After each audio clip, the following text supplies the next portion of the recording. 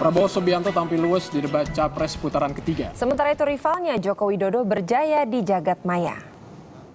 Seluruh kekayaan yang menjadi milik bangsa Indonesia, kekayaan tambang, kekayaan di laut dan di darat, kekayaan di atas permukaan bumi dan di dalam permukaan bumi dan di dalam perairan. Jadi bumi, air, dan semua kekayaan alam yang terkandung di dalamnya. Itu yang saya maksud dengan kekayaan nasional kita. Dua kandidat presiden telah menyampaikan gagasannya soal kebijakan politik luar negeri dan ketahanan nasional Minggu malam. Direktur Polkom Institute menilai penampilan Capres nomor urut 1 Prabowo Subianto lebih unggul. Dari gestur, dari komunikasi, Prabowo sangat menguasai panggung, lalu kemudian menyampaikan semua visi misi apa yang dia sampaikan secara detail ya, rileks. Tapi Jokowi kan terlihat sekali agak kaku, lalu kemudian gerakan nonverbalnya juga tidak begitu nyaman. Meski Prabowo dinilai lebih menguasai panggung, secara substansi Joko Widodo tampak unggul. Ia terlihat konsisten dengan konsep mikroimplementatifnya, sementara Prabowo masih berbicara dalam tataran konseptual. Tak hanya di dunia nyata, jagat maya pun ikut riuh menanggapi debat Capres putaran ketiga. Dari catatan Politika Wave, Jokowi terlihat berjaya. Lewat akun pribadi, sejumlah pengguna media sosial memberikan dukungan pada Capres nomor urut 2 itu.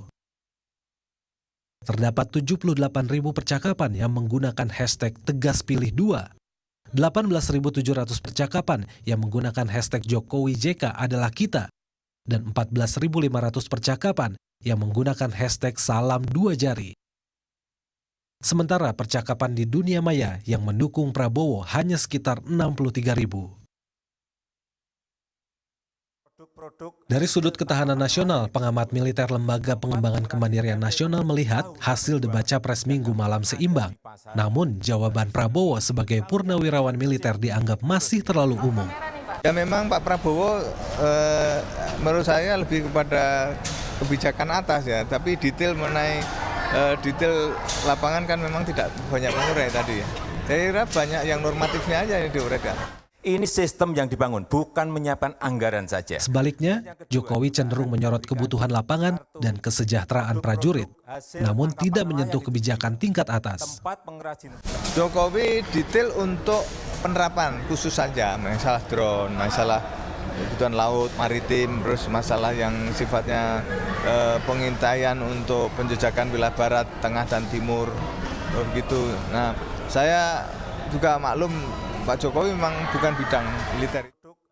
Sementara itu, pengamat politik internasional dari CSIS menilai laga debat kali ini tidak akan berpengaruh besar pada elektabilitas kedua kubu Capres.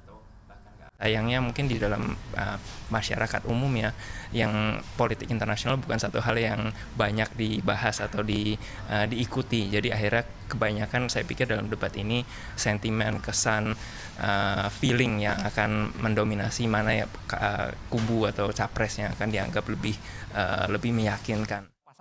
Kedua calon RI1 mengaku puas dengan performanya. Namun baik Prabowo maupun Jokowi malu-malu menyebut angka berapa yang pantas untuk menilai penampilannya. Debat ya, kamu kan lihat sendiri.